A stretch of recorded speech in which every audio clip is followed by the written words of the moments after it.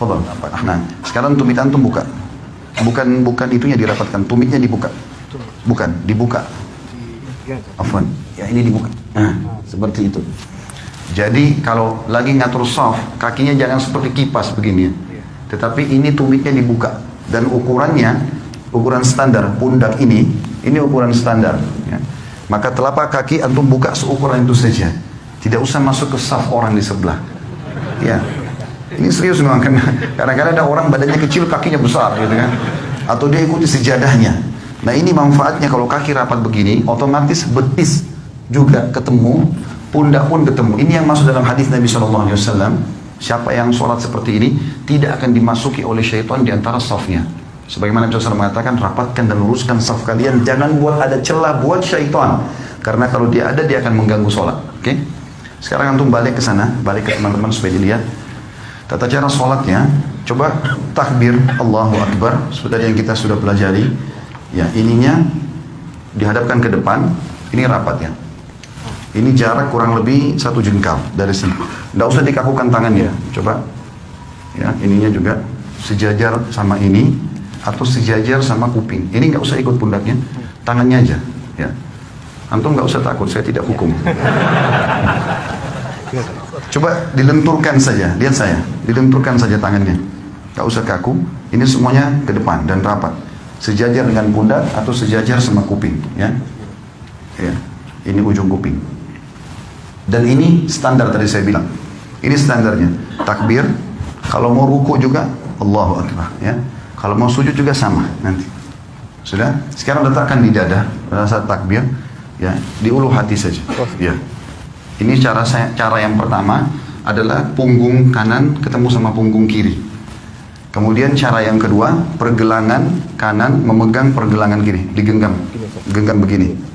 Ya, seperti ini betul. Ini digenggam. Ini cara yang kedua. Ini biasa saja, atau biasa saja. Ini pundak jangan ikut ya. Jadi tangan kita saja. Pundak tetap biasa.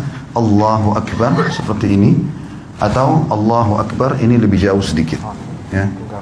Ya, pundak tidak usah ikut. Ini saja. Baik, sekarang ruku coba.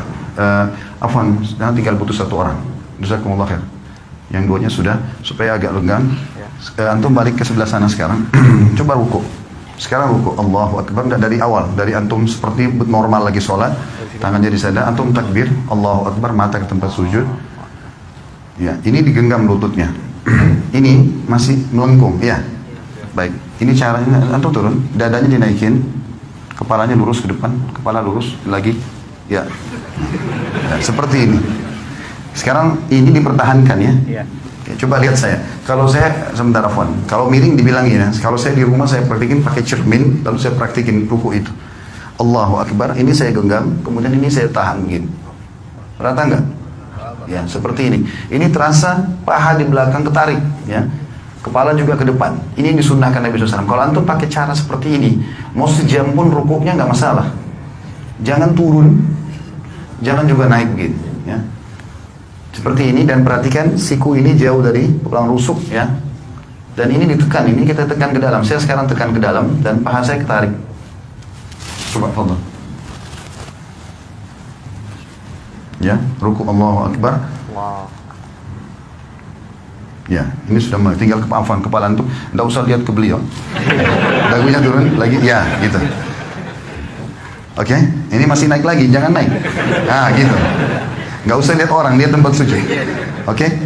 Baik. Kurang lebih seperti itu ya. Nah, cara praktik ini penting karena Nabi SAW ruku seperti ini.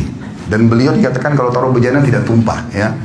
Sama dengan kalau bangun juga begitu dari ruku. Kembali ke awal. Begitu bangun dari ruku, Allahu Akbar, kita bangun sami Allahu liman hamidah. Mata jangan kemana-mana, tetap bersujud. Ini tadi bisa 2 cara, bisa seperti ini atau diletakkan di sini ya. Ada yang belum kita pelajari tentang masalah sujud, tapi saya akan praktekin sekarang. Sudah jazakallah khair. Kalau mau ikut sama anak sebentar bisa. Sujud ini ada 2 cara. Bisa turun lutut dulu, baru telapak tangan, atau telapak tangan dulu baru lutut. Dua-duanya bisa. Karena itu khilaf di antara ulama. Ibnu Qayyim rahimahullah memasukkan antara salah satunya boleh. Tergantung keadaan ya.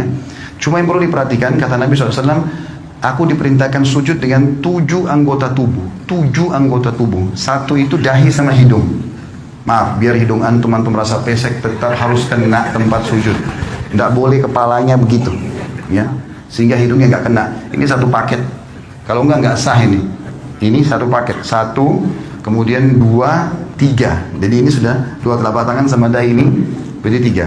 Lutut dua, berarti lima. Dua telapak kaki, tujuh. Tujuh anggota tubuh ini. Nah, caranya adalah Nabi SAW, kata Ibnu Mas'ud, kami dilarang oleh Nabi SAW untuk sujud seperti anjing sedang duduk. Perhatikan kalau anjing duduk, sikunya kesentuh tanah kan? Antum tidak boleh sentuh tanah. Tulang ini, siku nggak boleh kena ke tulang rusuk, ya. Dan usahakan ada jarak antara perut kita, paha sama siku ini. Kira-kira jarak di mana antum bisa merasa nyaman bernafas. Karena pada saat sujud kita butuh sirkulasi udara supaya bisa lama. Saya coba praktikin. Anggap saja ini cuma contoh kalau kiblat ke sana. Sami Allahu liman hamidah. Maka pada saat turun bisa dua cara. Cara yang pertama adalah kita turun biasa saja, meletakkan lutut di sini, kemudian mengambil jarak kurang lebih satu siku ini ya. Di sini satu siku ini jaraknya, baru meletakkan tangan di sini. Tangan itu seperti ini ya kondisinya, seperti tadi orang takbir, Allahu Akbar, lalu letakkan kepala.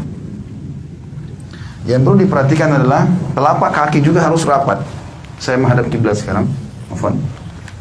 Pada saat turun ini, kemudian letakkan jarak seperti ini, baru Allahu Akbar. Jangan begini ya, terlalu dekat sehingga tidak bisa bernafas, atau ada juga orang terlalu jauh. Tapi anjuran ulama adalah satu siku dari lutut kita, kurang lebih jaraknya begini, ini kita letakkan telapak tangan di sini dan rapat semuanya seperti ini. Atau cara yang kedua itu adalah telapak tangan dulu yang turun. Telapak tangan dulu yang turun, maka tata caranya tidak boleh seperti unta duduk. Tidak boleh seperti unta duduk. Saya akan kasih contoh, walaupun saya bukan unta. Maka cara untuk, kalau tadi kan lutut dulu sederhana, cuma turun begini ya. Sekarang kalau mau telapak tangan dulu, maka caranya adalah turunkan badan dulu, seperti mau turun lutut tadi. Misalnya sudah dekat, baru kemudian letakkan telapak tangan ke depan. Seperti ini. Ya. Yang dilarang itu seperti unta itu kalau orang turun begini. Nah, begitu juga dia pada saat berdiri. Orang berdiri dari sujud nggak boleh begini. Ya. Tetapi dia duduk dulu. Ya, saya ulangi. Jadi kalau orang turun sujud yang kedua, kita turun seperti agak mendekati tempat sujud, kemudian baru letakkan telapak tangan ke depan, barulah kita sujud ya. Duduk di antara dua sujud, menegakkan seluruh ruas tulang belakang sampai terasa dada terbusung ke depan, jari-jari tetap rapat, ujung jari-jari berada di ujung paha. Kemudian kita sujud lagi, Allahu Akbar. Setelah itu pada saat mau berdiri duduk dulu. Sunnah Nabi SAW duduk dulu, duduk seperti ini. Dan ada dua cara. Cara yang pertama menekan paha untuk berdiri ke atas, atau menggenggam telapak tangan ditekan lantai untuk menopang tubuh ke atas. Jadi topang ini saja ke atas ya, seperti ini. Dan kita tidak boleh sebagaimana tadi saya bilang berdirinya seperti unta itu ya. Terakhir tinggal masalah tahiyatnya saja. Tahiyat ini khilaf di antara ulama tentang dua jenis duduk, namanya iftirash atau tawarruk. Dua ya, iftirash atau tawarruk. Apa itu iftirash? Iftirash itu duduk seperti di antara dua sujud. Itu namanya iftirash ya. Kalau tawarruk, warak itu artinya bokong. Kita meletakkan bokong kita di tanah. Nah ini khilaf ulama. Kapan dikerjakan iftirash, kapan dikerjakan tawarruk? Imam Syafi'i rahimahullah berkata, duduk tawarruk, tahiyat seperti ini. Yang kita duduk ya, seperti ini. Ini namanya tawarruk karena bokong kita duduk di tanah.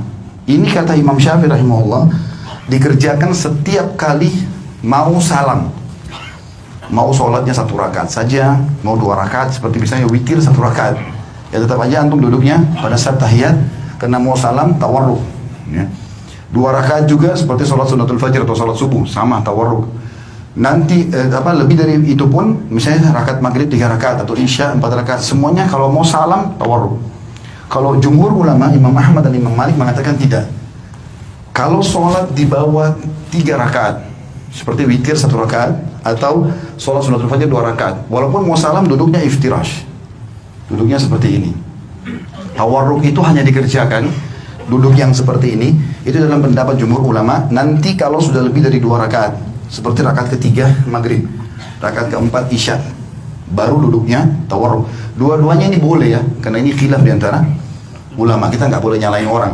Jadi kalau antum lihat ada orang tahiyat kedua, ya tahiyat akhir misalnya, sholat subuh duduknya begini, jangan disalahkan.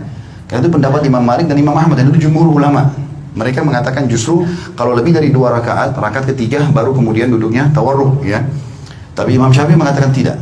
Jadi kalau ada yang sholat witir pun 1 rakaat sudah iftirash tawarruk, maka itu berarti mengikuti mazhab Syafi'iyah. Tinggal yang saya mau titikberatkan teman-teman, masalah salam dan tata cara mengubah dari iftirash ke tawarruk. Sekarang kan kalau iftirash itu seperti ini. Telapak kaki kiri kita dipakai duduk ya. Bagaimana caranya mengubah ini dari ini ke tawarruk? Perhatikan ya. Caranya adalah cuma memasukkan telapak kaki kiri ke bawah tulang kering kanan. Contoh, cuma begini saja. Ini dimasukkan, lalu kita duduk di tempat yang sama. Jangan begini, karena banyak orang kita begitu. Dia duduk begini langsung dia dorong orang ke sana. Jadi ini kena, semua kena. Dia nggak bisa duduk. Jadi cara yang benar adalah hanya memasukkan ini ke bawah sini saja dan duduk di tempat yang sama. Tidak berubah apa-apa. Saya tidak mengubah apa-apa di sini. Maka ini posisi yang harus diperhatikan. Begitu juga dengan masalah salam. Pada saat kita sudah selesai membaca tahiyat, tentu tahiyat sunnahnya ada yang mengatakan pada saat syahadat mengangkat jari, ada yang mengatakan juga nanti dari awal sudah tahiyat itu sudah mengangkat ya. Dan hadis riwayat Tirmidzi, khilaf antara ulama tentang masalah itu, tentang hadis Nabi SAW bahwasanya gerakan jari di tasyahud lebih keras bagi iblis daripada cambukan besi. Ada yang menghasankan, ada yang melemahkan. Kalau saya termasuk yang berpegang pada menghasankan hadisnya, sehingga menggerakkan jari itu, menggetarkannya bagian daripada sunnah Nabi SAW. Intinya antum setelah baca tahiyat tinggal salam. Dikatakan Nabi SAW kalau salam terlihat pipi putih atau putih pipi beliau oleh makmum di belakang. Jadi seperti ini. Assalamualaikum warahmatullah. Terasa ini tertarik. Tahan sebentar, baru Assalamualaikum warahmatullah. Badannya nggak usah ikut salam ya. Cuma leher saja. Assalamualaikum warahmatullah. Assalamualaikum warahmatullah. Sampai situ. Mengusap wajah nggak ada dalam syariat. Jadi cukup situ berarti sudah selesai sholatnya.